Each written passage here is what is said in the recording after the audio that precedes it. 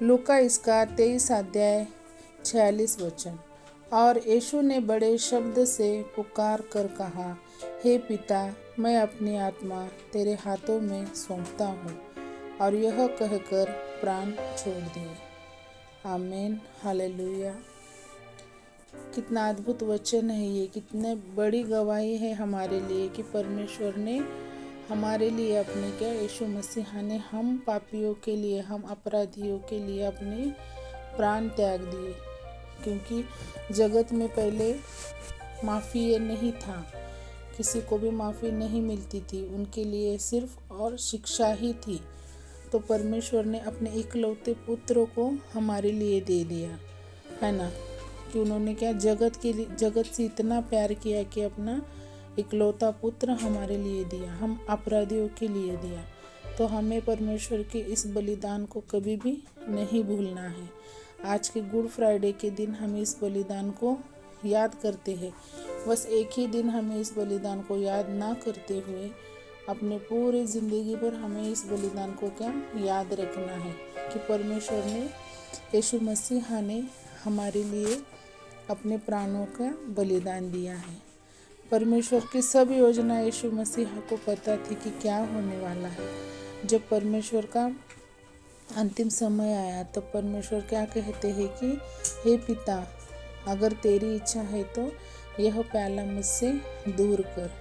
तो वहाँ पे भी हमें कितनी बड़ी सीख मिलती है मेरे भाई बहनों, कि परमेश्वर ने यहाँ पर भी अपने कर्तव्य का या अपनी आज्ञाओं का, अपने पिता के प्रति जो उनका लगाव है वो यहाँ पे बताया गया है। तो परमेश्वर ये भी कह सकते थे वहाँ पर यीशु मसीहा कि अब मैं ये आगे का जो भी है मेरे लिए, जो आपकी योजना है वो मैं पूरी नहीं कर पाऊँगा, तो आप मुझसे ये प्याला दूर कीजिए। लेकिन परमेश्वर वहाँ पे ऐसे नहीं कहते। यीशु मसीहा वहाँ पे कहते हैं कि अगर आपकी इच्छा है, हे पिता, अगर आपकी इच्छा है तो यह प्याला आप करिए, मुझसे दूर करिए। और कितना बड़ा बलिदान उन्होंने हमारे लिए दिया कि कितना उनका लोगों द्वारा कितना उनको तकलीफ़ दिया गया। उनके सिर पे कांटों का मुकुट डाला गया, उनकी पसली में भाला घोंपा गया। और इसलिए हमें इस बलिदान को हमेशा याद रखना है और हमें परमेश्वर जैसे हमको अपने आप को बनाने की कोशिश करनी है मेरे भाई बहनों। क्योंकि परमेश्वर बहुत अद्भुत है, महान है।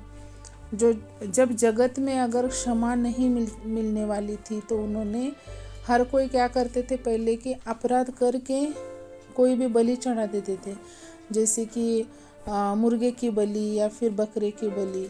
तो वो हर बार पाप करना फिर बलि देना, ऐसा जगत में सिलसिला शुरू था।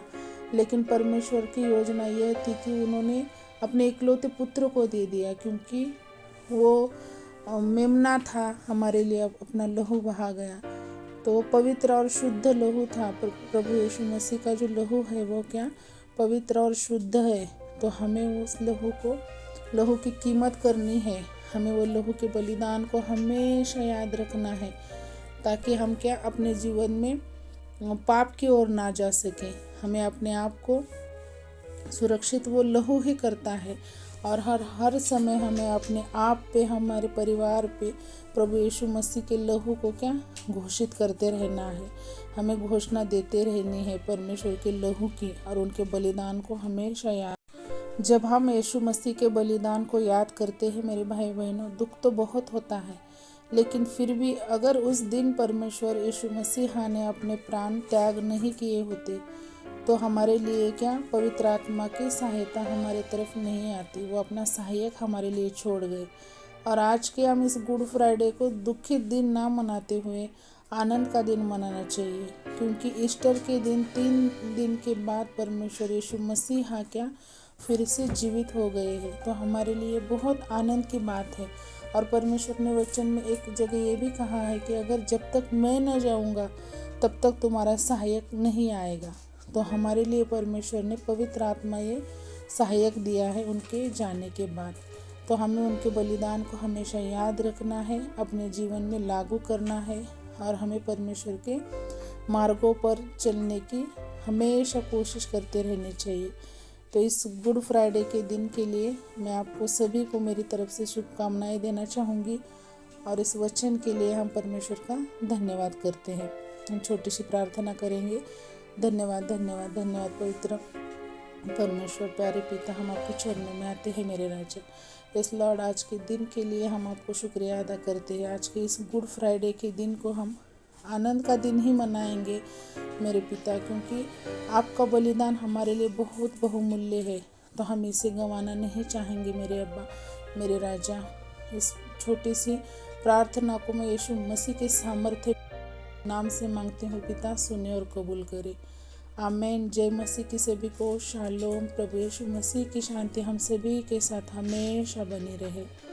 Thank you so much. फिर मिलेंगे ऐसे ही एक अद्भुत वचन के साथ। तब तक के लिए थैंक यू। जय मसीह की।